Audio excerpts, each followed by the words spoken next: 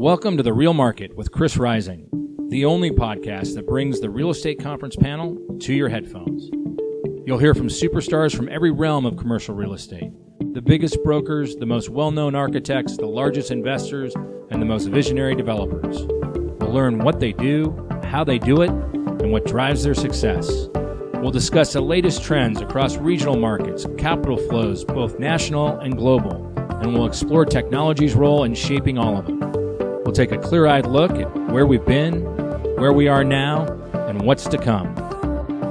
Real conversations, real experts, real insights. This is The Real Market.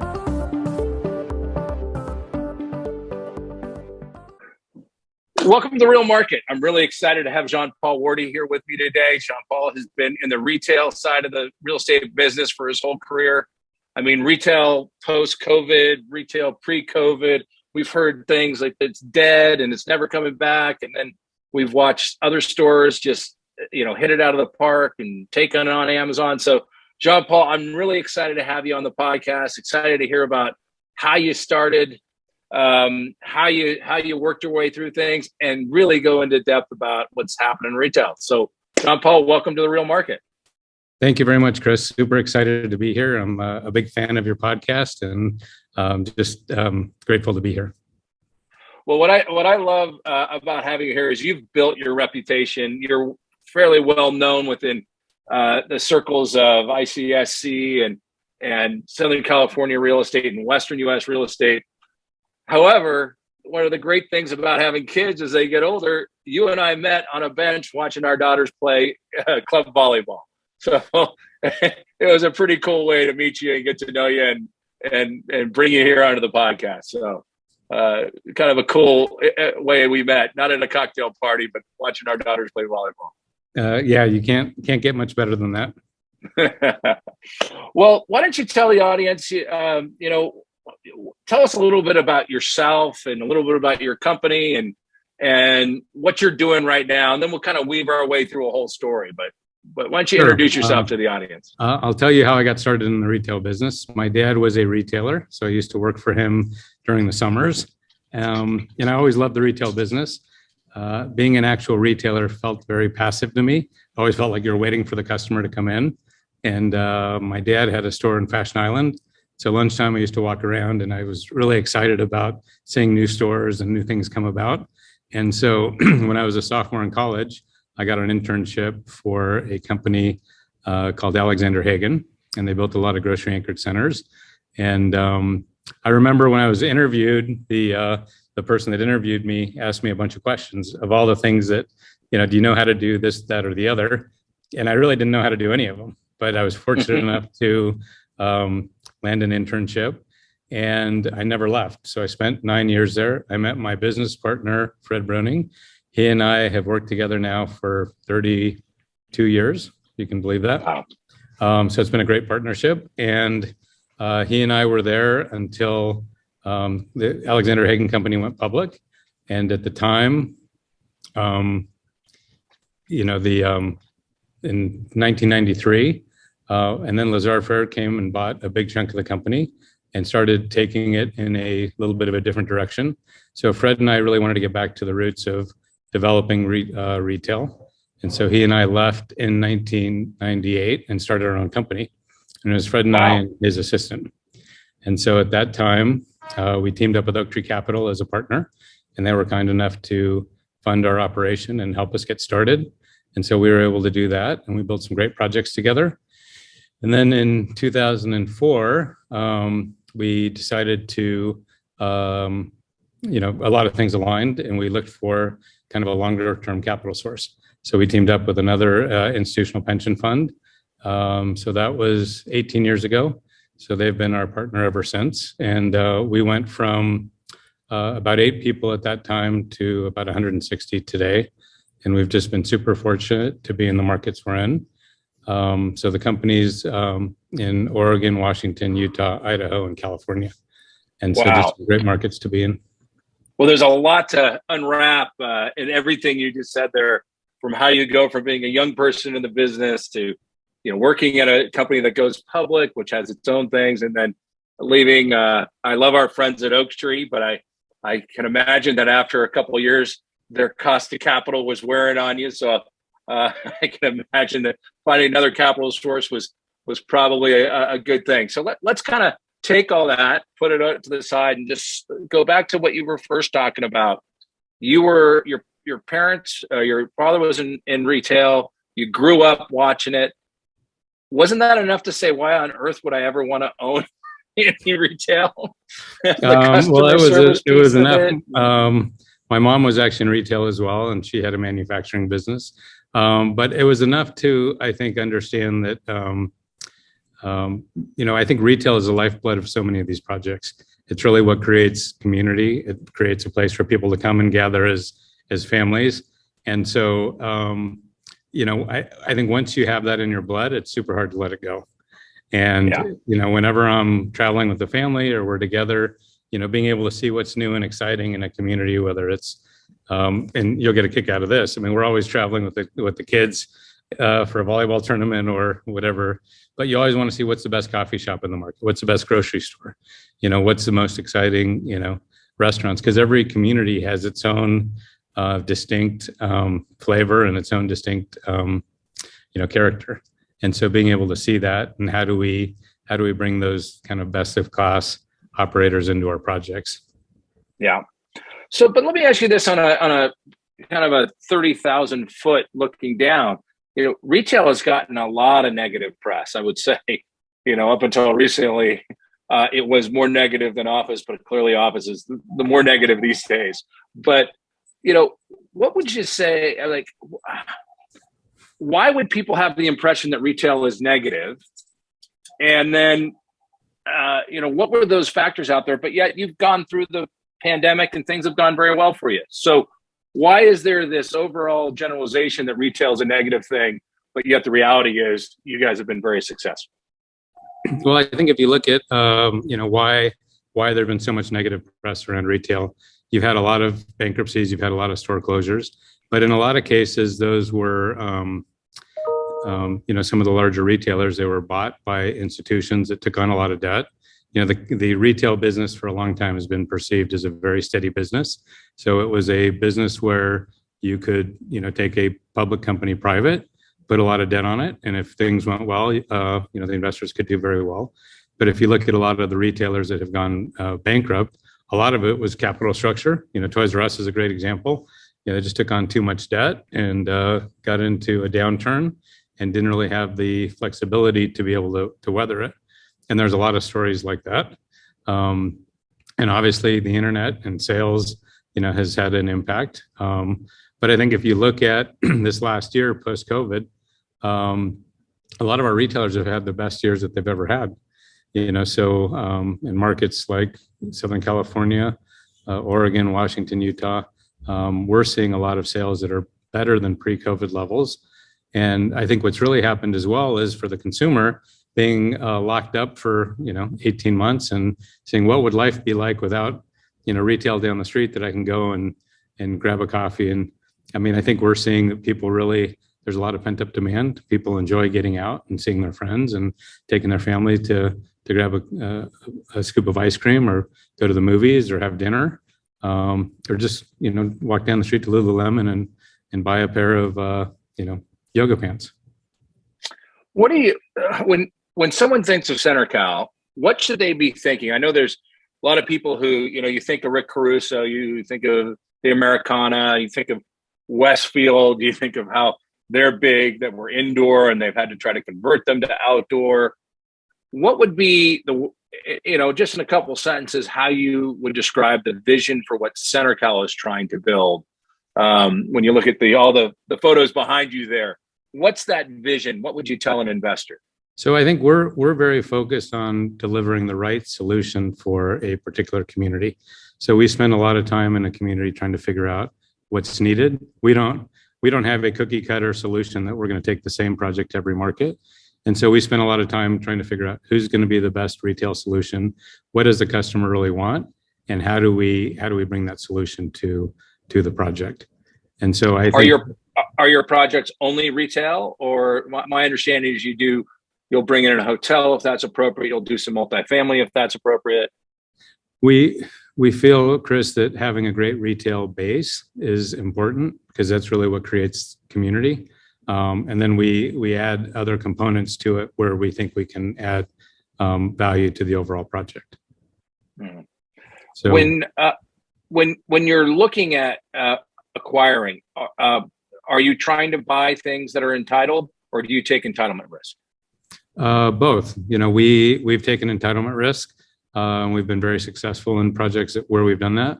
We've also taken entitlement risk and not been so successful. But a lot of times, we are very focused on trying to understand what the community wants and how do we create something that is in need that's going to be a win-win for everybody. If we found a project where we knew there was a lot of opposition, and that's probably not a project for us. Mm-hmm.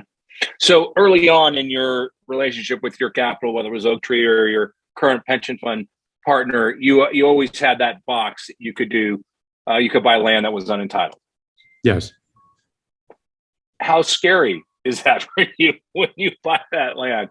Well, I think it depends on, again, it's spending time up front and understanding kind of what the hurdles are and how to, what the impediments to getting an approval is. So I would say we've been fairly successful in doing that. I think everybody's got a horror story of a project that didn't work out the way you thought it was. And I think those are, projects that tend to leave scar tissue. Yes. But at the end of the day, I think we've been very, very focused on understanding what the community wants and needs and bringing that to the community. Let's, I think one of the things that my audience likes is when we get kind of honest about things that haven't gone as well as we liked. I know I'm in the middle of a project right now that it just seems like everything that can go wrong goes wrong. Even with the best of intentions and all the standard operating procedures and all the backup, we still just can't make up for the fact that there's not a lot of leasing activity, that inflation is really driving up tenant improvement costs.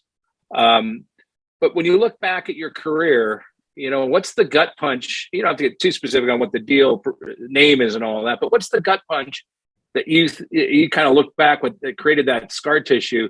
And what could you tell kind of the audience on real estate Twitter, RE-Twit, about the lessons learned from a deal that was really tough and didn't go the way you thought? I would say that there's fundamentals that we've all learned in the business, right? Access, signage, visibility, being able to get in and out of a project. If you're buying something that you're not buying it so far above replacement cost, if you lose a tenant, that it's hard to replace. I think that those fundamental lessons that we all learn sometimes where you've gotten super excited about something and you entitlement risk, or the site is so large that it's going to take you a couple of phases to do that. I think all of those lessons, if you start straying from those fundamentals, you start to understand that there's a reason those fundamentals are in place. I hear you, but I also think that sometimes you don't have a choice. You have, it's that little line of dominoes. Once one falls, you got to wait till they all fall, and then you're like, oh, how do I course correct? And my biggest frustration in all the development I've done in my career has been the unpredictability of dealing with municipalities and building departments. And in some respect, you hear great things, and you say, this municipality is a great place to do business, and all your due diligence says it's so, and then you go in and you find out, wow, it's not as good as I thought. Or, have you had those kind of experiences where you thought you crossed every T and dotted every I, and then it turned out that the municipality was hard to deal with, or the building department was hard to deal with? Absolutely. And but I will say what I found is in some cases we've been involved with a project and we've got a project team leader who kind of waits till they need help from the city to start building those relationships. And there's other people on our team that have started building those relationships from the beginning, and they're getting out in front of when they need permits, and they're, letting the municipality know that, here's the schedule of when all my tenants are bringing permits, and they're meeting with the city every week, and they're really helping them to be successful. And we found when we do that as a company, 9 times out of 10, we're super successful. If we wait and, we don't build those relationships and we don't help the city understand what our needs are going to be or what's going to happen with the project or how important something is, then we typically find that something will get off track, and it's very hard at the time where you need help to get to the right person and to course correct. How has your business changed being much bigger than from when you first started, when you left Hagen and you had Oak Tree backing you and there was only 3 of you there? I mean, how have some of these issues that you've dealt with, are they easier to deal with more people, or are they harder? And how did you grow it? It's a different skill set. I think when you are doing everything, when Fred and I started, I was doing the books on QuickBooks, and he was doing a lot of the entitlement and anchor store work, but we were doing everything. We were managing the construction, we were doing the leasing, so that takes a different skill set than, having a very skilled group of people. And in a lot of ways, you're just trying to get out of their way and help them to be successful and not get in the way of their success. So it's just developing a different skill set. And, I think for Fred and I, we love the business. We love being part of the deal, and we love being part of, the merchandising discussions and the, picking out benches. And so I think that's the hardest part for us, is letting go of some of that, because that brings us a lot of joy. But it's really just developing a different skill set. Well, let's go. I just kind of thought of this, but I think it would be kind of fun if we did it. Let's go deep on the first deal you did. Oak Tree is your partner, and then we'll go to how the last deal you did and how it's different from running a business point of view. So what was the first deal that you and Fred did with Oak Tree as your partner in what sounded like 99 or so? Yeah, we developed a project called Gresham Station. It was a little ground up project in Gresham, Oregon. At the time, it had a Quality Food Center, which is a grocery store out of Seattle. So it was an existing, you were buying something existing. It wasn't development. It was a redevelopment. It was an assemblage of 2 pieces of property. One was an old sawmill, and the other was a piece of property that somebody had, that Winmar, which is a mall developer out of Seattle, had owned. They were going to put a regional mall there. So we acquired these 2 parcels and built an outdoor, about 220,000 square foot shopping center. So just to put it into context, this was right around the tech wreck, late 90s, early 2000s. This is when pets.com imploded. But did you have to deal with the fact that there was this fear that all retail was going to the internet then at the beginning of that project, or had that passed? Not really. At that time, you still had, our tenant mix was Borders Books and Bed Bath & Beyond and Old Navy, and we had a grocery store. We had a lot of great restaurants, Starbucks and Panda Express and Taylor Loft. So it was a very successful center. But it was, 2 of us. I think at that time we might have had, 4 people in the company. And how did you finance it?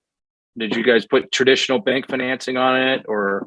We did. We did a loan with Bank One at the time, and Bank One was the only lender that would give us non-recourse debt. So we put a fair amount of equity in. We were looking for. How did you deal with the bad boy covenants? I think Fred and I signed on the bad boy covenants, and we developed that project. And the lender on that project, we developed a 30-year relationship with. He's still a banker, First Republic today, and still a very strong relationship for us. What was the scariest part of doing that deal? First of all, did you have income when you left? Personal income, because you had started a family at that point, or maybe not. Maybe you were just getting close to starting a family. But how did you deal with, hey, I got a full-time job, I'm a W-2, I'm going to take this risk with Fred, and we're going to have this equity partner. How did you do it? It was for me, it was easy. I was single at the time. I had a little apartment, or I think I had a condo in Hermosa Beach. And if something happened, my opportunity cost was fairly small. I always had a tremendous amount of respect for Fred, because he was a very seasoned executive at a publicly traded company. And he gave all that up to, on a hope and a dream with a kid that was at the time, I think 28 years old. So it was he and I. And so I think it took a lot more courage and guts for Fred than for me, because if I always thought of it, if I did a face plant, it wouldn't be that hard to, I wasn't lifting up far from where I was. And for Fred, he was he had kids in college, and he had a much different experience than I did. So what was there a lesson out of that first deal, or lessons plural, that you took that has been part of your company ever since? I think the lesson that I took there is that we just needed to watch everything, and I think that, that being kind of our first ground up project as a new company, we touched everything. We made sure that the construction happened correctly, leasing, and it was a great project, and it sold, and we made a lot of money on it, and made our investor a lot of money on it, and we were happy to have had the opportunity to do that. But I think the one thing we learned is just all the details, and you got to watch everything. How do you deal with? I mean, I still have this issue, and I'm sure you do too today when you're doing construction. Once you start, you start, and if things start to cost more or the timeline goes longer, it's hard to put the genie back in the bottle. What have you learned over the years as you're doing a construction part? So it could be a redevelopment, it could be a value add project, but what have you learned? Not necessarily like a software or something like that, but what have you learned about the construction process that you think is the most important piece? The most important thing: finish the drawings. I agree with that. Because we've convinced ourselves in projects in the past we're gonna start grading, and we'll do a GMP for this, and then we'll do and at the end of the day, what I found is you just got to buckle down, get the drawings done, get it all bought out, and it's 10 times easier. What have you learned about dealing with cities since that first deal, whether it's the building department or entitlement or all? What have you learned about dealing with those kind of necessary but sometimes bureaucratic pieces of the puzzle? What have you learned about what you have to do consistently that came out of maybe that first project or your first couple projects? I think that, and this is something that, Fred was very strong on in the beginning, just before we get down the road, let's just go meet with the city, and let's just go do a lot of listening. What do they want to see there? What's the city's vision for the site? And can we create something that's going to align with that vision? If the city really wants housing there and we want to build an office building, that may not be the best idea. But, so I think doing a lot of listening is really something that we found very helpful. And sometimes in those very early meetings, if you're truly listening, you understand what some of the goals are. And I think that can be super helpful. How much importance, and then I guess faith, you put in market studies before you start? Do you for use and things like that? I mean, like sorry to cut you off, but so a city says, "Oh no, that sounds like a great mall, but we really want housing," and then would you say, "Okay, we probably aren't the right people," or would you do market studies? What would you do to help? Because part of it is listening, at least in my experience, and the other part is educating. Yeah, I think that you can have a very strong vision, and that you can get the city aligned behind that vision, but you need to go through that process. At the end of the day, if you go through that process, I think the part that's important is listening at the beginning to understand, and then being able to take that information and craft a strategy and a story. But at the end of the day, your vision for the site has got to align with what the city wants. Because if it doesn't, it's just, I think, going to be a very long process, especially in California. And I think that, but that doesn't mean the first thing that the city said, if they understand what your vision is and that they can't get aligned around it, but you need to have that dialogue, and it needs to be a two-way dialogue and not just we're the super smart developer and we're going to tell you how it should be. That doesn't, we haven't found that to be successful. Yeah. So your first deal was in Oregon. Why was that? I mean, it's two Southern California people, right? Fred's from Southern California as well, right? Yeah, but we had the Alexander Hagen. We'd bought a lot of centers in the Northwest, in Seattle and Portland, and they always performed really well. So when we started the company, we were kind of looking all up and down the West Coast, and we found opportunities in those markets. So maybe talk a little bit about your first meeting with the Oak Tree people, who I have a great relationship with too. I think, over the years they've had some changeover, but Ambrose Fisher's been there forever, and a few other people that are kind of household names. How did that discussion initiate with them? Did you and Fred just go to 10 people like Oak Tree, or did you have a unique relationship? No, actually, Fred had met Greg Geiger through an acquaintance. He helped Oak Tree on a project that they had in Oxnard, just as a friend. He showed up at a meeting and I think helped them solve a problem. And I think Greg was impressed with what happened in that meeting. And then afterwards he said, tell me a little bit about what you're doing. And so that's how that relationship started. And it turned out to be the most pivotal, sounds like, up until your pension fund client. But I mean, getting that jolt of capital with someone who believes in you, I know how important it was to my career and Mark company.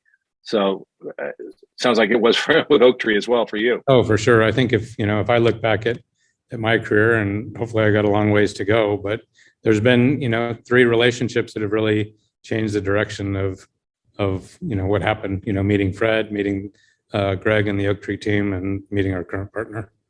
Yeah. Well, let's jump back a little bit, because we kind of jumped from you growing up around the retail business and then you in college getting a internship.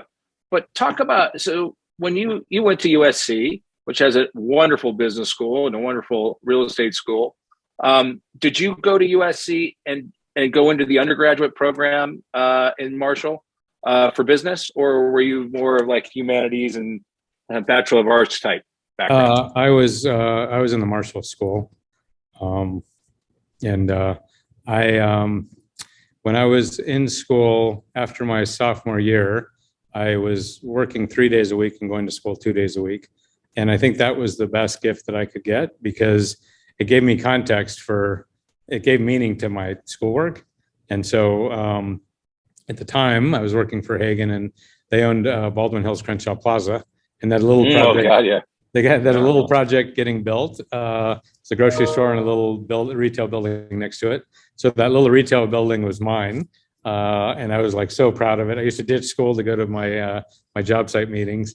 But it was having the ability to kind of get involved in work that was meaningful for where I wanted to go while I was still in school, I thought was the biggest gift I could have gotten in being in school.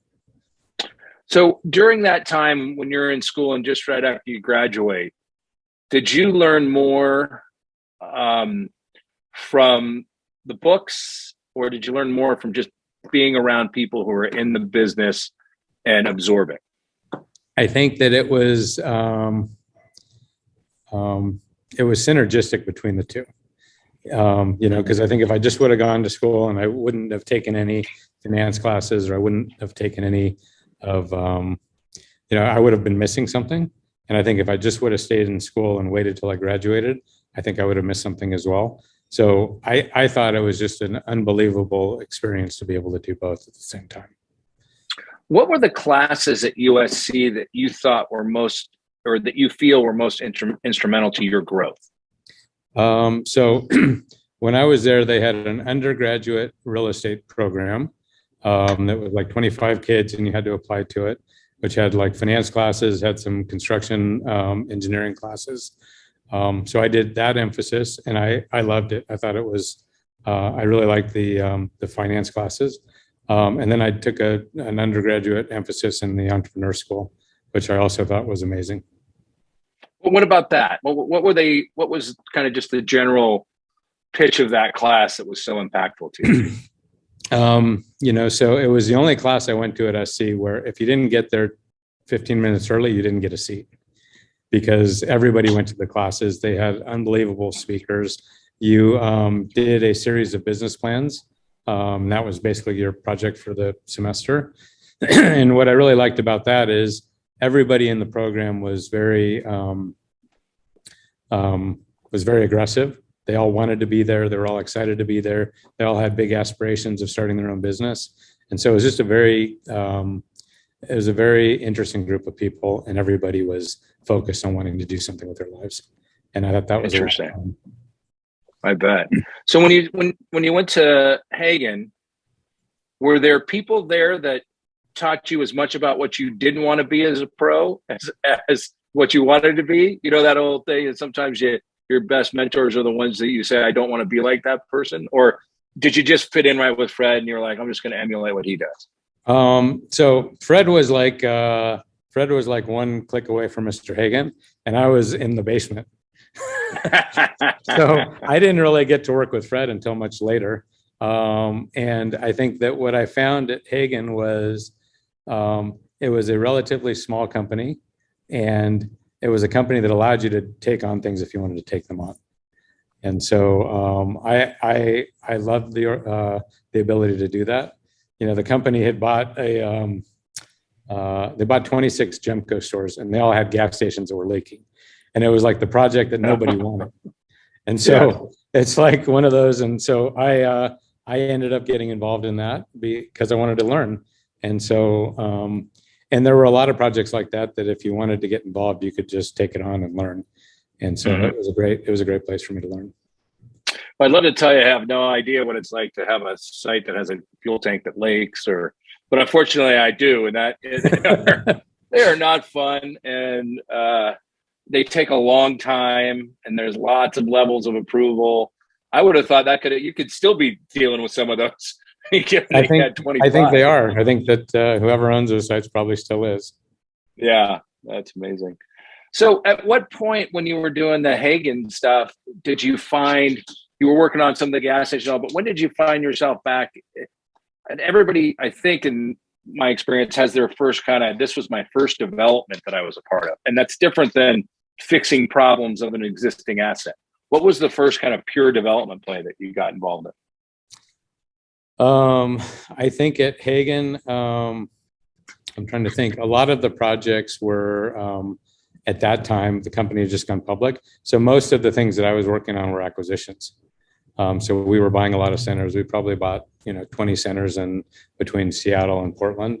So a lot of what I was doing kind of right before I left was acquisitions. Mm-hmm. And at that time, I mean, their software was at its infancy. Were you doing most of your modeling on Excel on a desktop computer?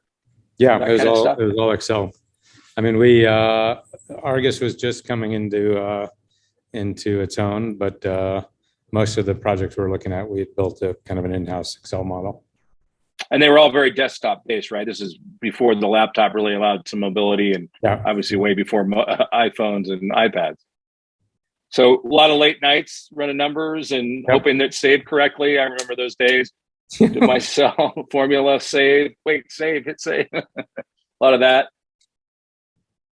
When did you feel like, hey, I have enough self-confidence in this to go out on your own? Was it more Fred driving you, or did you go to Fred? I mean, I always find the birth of a company has an interesting plot twist to it. So how did that happen? I think what happened for Fred was there was a project in Utah that he had brought the company that he thought was a great opportunity. And the company said, we really don't want to do that. And I think that got Fred starting to think about maybe doing something else. And I just saw some things happening in the company that really, you felt like the company wasn't going in a great direction. And so everything kind of lined up at the right time. Yeah. So you have a couple of meetings with Oak Tree. You start the company. It starts to grow. Let's take it to where it is today. What on the last project you've done and you're proud of and you're excited about? Why don't you tell the audience about that one? Sure. So, locally, on Monday, we did a little project in El Segundo called Top Golf. So that was the last project for us to do. So we're we're super excited about that. It's a fairly small project. So describe it. So I think we had talked about it, and I totally forgot about it. But you did a one-off facility with Topgolf, or did you do it as part of a larger retail? No, it was our office is in El Segundo, and we had a young associate that was working with us at the time, and he had this idea. He'd been to Topgolf, and he was at the driving range, and kind of started looking into it. And the driving range was losing about $500,000 a year for the city. That's the one right in El Segundo, right off of Manhattan. Yeah, there's the lakes, and then, and so I think that he actually had the idea, and so we pursued it and had a couple of meetings with the city, and it was something that everybody thought was a win-win. And there was some change in politics, and so it kind of went through 3 or 4 lives before coming back. Ended up in an RFP, and we ended up being successful in that process. But I think it'll be a great amenity for the community. I think I know it was raised here in Pasadena, and unfortunately, it didn't get as much traction. The CEO of Topgolf is a former Pasadena guy, Dahl, who's a great guy, and I think it's a great company. It's exciting. Now that you've built that relationship, do you think you could bring them to some of your other projects? Yeah, we think it's a great use, and we think it's a use that really adds a lot of value to a project. Explain, because I think some people have an idea of Topgolf, but what makes it unique from just a driving range concept? The balls have a tracer component, so you can see where your ball goes. So as you're sitting there on the driving range, and then it also has a very significant food and beverage component. I was going to say the golf ball has a tracer on it, but it's also because you have a beer in your hand for most of these, right? Right. They do a lot of the F&B at these. They're a fun place to go. Yeah. What about we were just in Salt Lake City for a volleyball tournament. We were talking about some of the projects you've done in Utah. I thought they were pretty interesting. Can you talk about the one where you did some multifamily and the local grocery anchor, which it was just the top of my head. Now I've forgotten the name of them. Yeah, so we have a project that's going to open in about 60 days in a community called Riverton. And the first phase opened has a Harmon's Grocer, which is a great local grocer, but also has Old Navy and a lot of the TJX concepts, and just been a very successful project. The second phase, which is under construction now, has a movie theater, a couple of 100,000 square feet of office, as well as just a great cadre of tenants, Lululemon and Anthropologie and Sephora, and a great listing of restaurants. So we're super excited about that project. How did you underwrite the credit of the movie theater operator? We're big believers in the movie business. And I think we've kind of seen a lot of cycles, but we think in the right location. Again, it's family entertainment, and it's a very, when you look at it compared to a concert or a sporting event, it's a very cost-effective, entertainment to be able to take your family out or take a date out. So we're big believers in that business. How about, with the pandemic shutting things down, did you have to work with some of your movie theater tenants because they just weren't even allowed to open for business? Yeah, we had to work with pretty much all of our tenants, just trying to figure out how to, in some cases and in some municipalities, they had to close for much longer than others. So I think we tried to be as fair as we could, given the constraints. We didn't get any assistance from any of our lenders, or, all of our property taxes, all of the expenses continued without any abatement or any reduction. So, I think in a lot of cases, we would have liked to have helped our retailers more, but just given the constraints of our constraints, that's kind of the best we could do. And I think you say that all much nicer than I say it. I think it's just outrageous that landlords somehow were chosen to be the jerks in all of this, and that the lenders didn't work with us. The tenants weren't paying rent. You couldn't evict people. I found this all to be, and I still see it playing out. We were just on a call about whether a lender is going to fund some TIs that they're obligated to fund, because our parking revenue went down, and we're not just right at that threshold. And it's just so frustrating to say that we did anything wrong in all this. Did you have some of those frustrating discussions with lenders where there was no movement? Absolutely. I mean, I think that, in a lot of cases, our properties are we don't have a lot of leverage on them, and they're very low leverage. So a lot of those conversations weren't going to go anywhere. So we didn't really have a lot of them. Yeah, interesting. Well, as your company's grown, obviously starting in the late 90s, early 2000s, desktops and that kind of technology was there, but today is a whole different world.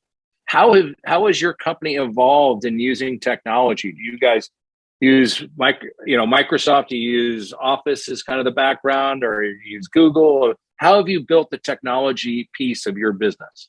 So I think that we're kind of a Microsoft organization. We're evolving to Teams on a lot of what we're doing. We still use Zoom a lot, just because I think people are used to it. But we have a lot of, we use PlanGrid for a lot of our drawings. People have iPads, and just being able to access information quickly is super important to us. We think that there's a lot of value in being able to have people have access to what they're doing. We use something called Smartsheet a lot, again, just to be able to track information and make good decisions. Mm-hmm. Are you a believer in either work from home or hybrid work, or do you think at least the retail development side of the business needs an office and needs that collaboration? I think both. I think to sit here today and say everybody's got to be in the office 9 to 5 days a week, I think would be a mistake. I think to say we're remote only and nobody's going to get together, I think is also a mistake. I think being very intentional about when you're in the office with your team to be able to spend time together. If everybody's in the office and everyone's in separate offices and there's no collaboration, there's not a lot of value to it. But if you're on a development team or a construction team or a leasing team, and you can spend time together in the office, intentionally, I think that there's a lot of value in that. But I don't think it requires everyone to be in the office 9 to 5, 5 days a week. I agree with you. I think that's where we're headed. Where do you see some of the competition, whether it's Amazon, even Walmart moving things online, or Best Buy? Where do you see that element of some of those big retailers? Amazon, everybody thought, at least I thought, wow, they saw the light. You got to have brick and mortar stores. You got to have this. And now they pulled all those brick and mortar stores. What do you think that is? How do you think you can compete with that, or will compete with it? And I have to imagine that you had some leases signed with Amazon's brick and mortar stuff. How do you look at that? Well, I think there's a couple of things happening. I think that we had several leases signed and stores open with their 4-star concept. And I thought it was a great concept. It was doing very well in the centers we had. And I think it also was it's a great addition to the tenant mix. In a lot of cases, in those centers, they're grocery anchored centers. You didn't have a Best Buy. So there's a lot of things you could get in those stores that you couldn't get anywhere else in the projects. And so we were sad to see them leave. I think that they are, still building a lot of grocery stores. And I think that they're doing very well with that, and they're continuing to do that. I think that they have a new style store that's going to open at the Americana. So, and I think that's going to be a great addition. So I wouldn't say that they are getting out of the brick and mortar business. I think they just decided that was those stores were not something that they could grow to a scale that made sense for them.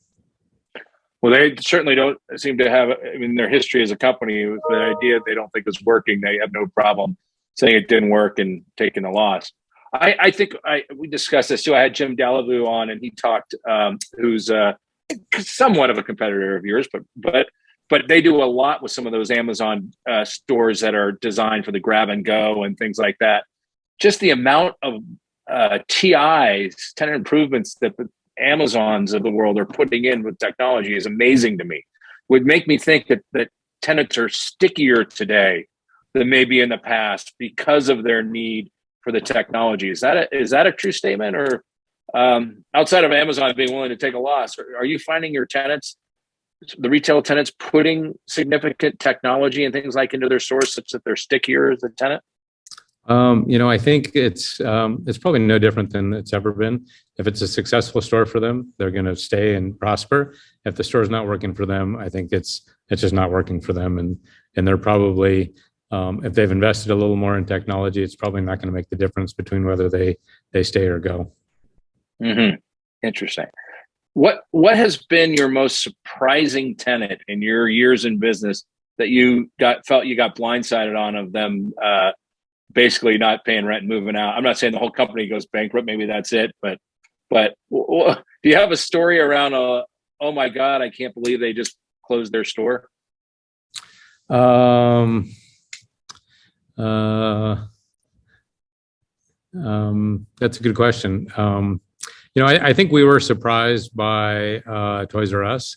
I think that we understood that there was some capital issues, but we felt there was an ongoing viable business there, that somebody would come in and buy them out of bankruptcy, and that was probably the one that was the most sudden for me. That you felt there was a viable business there, and that somebody would buy it out of bankruptcy and move forward with it. And so that was probably the biggest, where we've seen a retailer that we thought had viability to it. Usually somebody comes in and buys the company and continues to operate it. Yeah, interesting. When you looked at your tenant mix, the one thing we haven't talked about, how do you look at food options and how they relate to the more physical retail stores? Do you spend a lot of time envisioning a project and how you're going to, and what food concepts you put in and how it's going to work? And how do you go from it would be great if we had these 5 restaurants and these 5 retailers, but you can't always make all that happen. So how do you look at the mix between restaurants and retail? Well, in a lot of cases, we're starting with the restaurants. Today, I would say the food offering is as important as the retail offering. And in a lot of cases for your more sought after retailers, the first thing they want to understand is, what's the food offering? So for example, who's your coffee operator? Is it Starbucks, and that's going to take your project in a certain direction? Or is it, Cafe Lux or, Red Bay, or, who's your coffee operator? It really starts to set the tone. Something as simple as who you're picking for a 1,200 square foot tenant is really going to start to set the direction for your project. Are you going to lease to Yard House or a great local brewery? And so, there's pluses and minuses to how you develop your tenant mix, but it's really going to develop into what's the position in the market you want to be, and who are you telling your consumer you want to be. Interesting. So this is kind of a post-pandemic question, but in my career, conferences have been very important to how I do business, and whether it's from people on our side, the architects, the construction people, to the tenant side. Obviously, in your business, ICSC was hugely important for many, many years. What do you think post-pandemic? Do you think those big conferences are going to come back to prominence the way they once were? Or do you think that a lot of that kind of interaction has moved offline or just to one-on-one outside of a big conference? I think that, we'll see. We have, ULI coming up next week. And I think from what I can tell, it's going to be very well attended. And a lot of people are very excited to be able to get together again and see each other. And I think ICSC, from what we're hearing from our leasing team, is going to be also very well attended. A lot of excitement, a lot of people that want to get back out and, have meetings and see each other in person. Interesting. So as you look at, because I got, the reason I asked that question, when I was a young person and I was working for John Cushman, he was a big proponent of FaceTime and everything you do. Big proponent. You got to get out and you got to get in front of people. When I talk to young people today, if you're not saying that you're willing to at least let them work at home 2 days a week, it's hard to hire young talent. How do you think this all plays out? Do you think that our world goes back to a face-to-face world where developers need to be in front of people? Do you think it's going to be more of a video-based world? I'm not talking about your company. I'm talking about how you get deals done and how you make relationships. I think it's like anything, it's that building a connection, building relationships is the lifeblood of our business. And so I think, if you have a group of young people, if you have, 5 leasing people on your team and 2 of them are subscribing to the idea that they're going to get out, they're going to get in their car and they're going to drive out and meet the local coffee operator and build a relationship with them. And you have, 3 people that are going to send a text and try to negotiate a deal that way. I think over time, you're going to see the people that are building those connections and those relationships be much more successful. And the people that are trying to do it all via text messaging are going to find out that they're getting left behind. And I think that will naturally correct itself. So when a 23 or 24-year-old college graduate comes to you and says, Jean Paul, I just want to be you in 20 years, what kind of advice would you give them? I would say you have to find something that you love doing. If you are interested in retail and you don't like shopping, it's probably not the business for you. If on a weekend you don't want to go see what, and a new retailer opened and you don't want to get in your car and go see it because it's interesting and it's new, you probably shouldn't be in the retail business, because it's all about details. And if you don't understand what your retailers are doing and you don't understand kind of what they're trying to accomplish, you're not going to be successful. If you're just, moving things around and saying, oh, that's a coffee guy, and you're not taking the time to go, taste his coffee or her coffee and understand kind of what they're doing and go meet with the owner and understand what they're trying to do, you're not going to be successful. And a lot of people might say, why do I want to take that time and why do I want to do all that? I just want to get deals done. And, that may be better in the industrial space or the office space where, that level of detail and that level of importance doesn't matter, or doesn't matter. You got to look at their financials. Unfortunately, I think to be successful, it matters no matter what asset class you're in. I think that's my biggest frustration. I was telling someone today that I just now find myself getting out of the office 2 or 3 days a week, either to walk or drive in different markets just to try to get the vibe post-COVID. And I can't tell you that anybody says that's how you make money in this business. I can just tell you from my perspective, I think from your perspective too, that's the only way you can get a finger on the pulse of what works and what doesn't work. Let me ask you this: as far as hard as you work, you have a daughter the same age as my 2 daughters, and our sons are similar in age. Your son's in 8th grade. And you have a wonderful wife who I've known since high school. How do you do all this stuff? How do you run a big company, raise your kids, have a great relationship with your wife, and not implode, especially given all the pressures of the last 2 years? How do you make your life work? Well, I would say that my wife, Mariana, kind of creates she sets the stage to be able to make all this work. She keeps us all organized. And, I think it's for us, it's spending time together and spending time with our kids, and that's, so if I have the opportunity to go to Chicago with my daughter and that's kind of what I want to do. I'm super excited about it, and we're going to go and we're going to have a great time.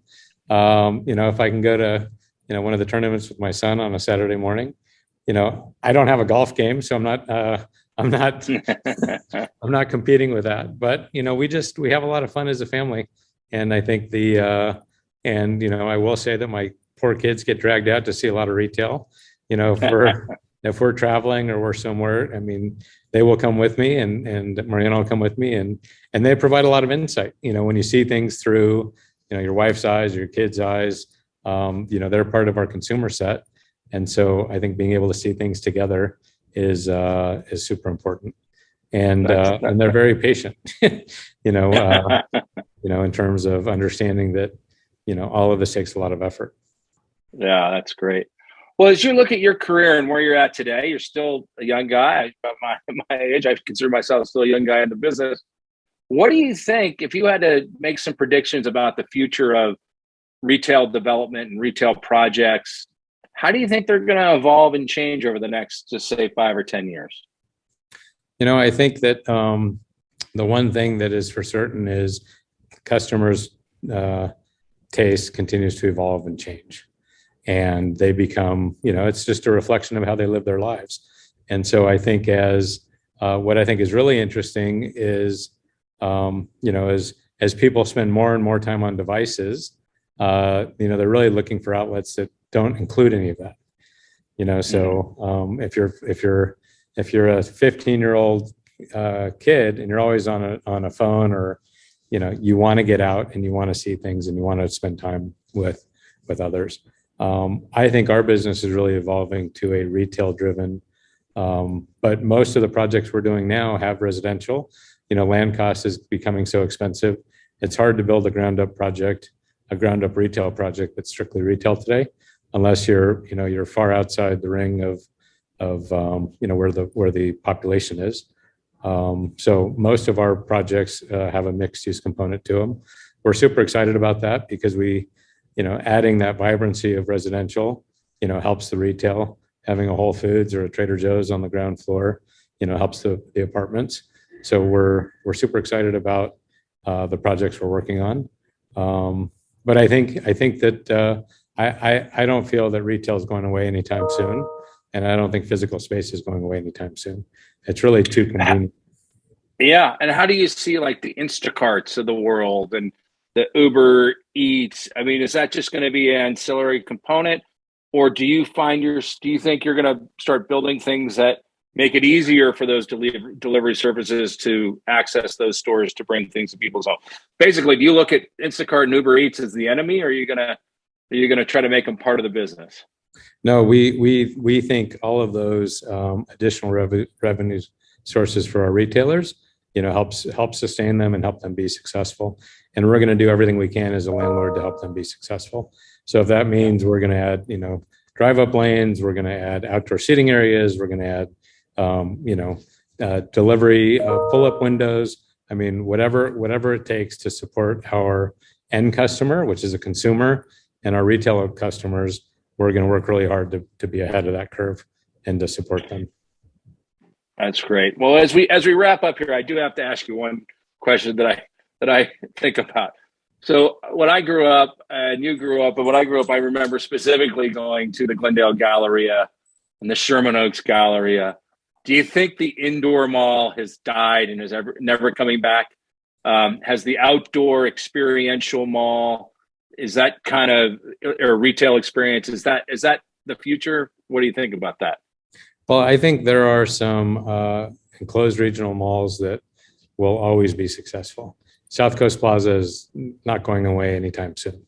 But in a lot of markets, you might have a need for 3 very successful malls, and you have 7 or 8. So I think the stuff on the periphery will end up becoming something different. And I think over time, I think you will see more outdoor centers getting built with residential, with grocery stores, that really become part of somebody's life.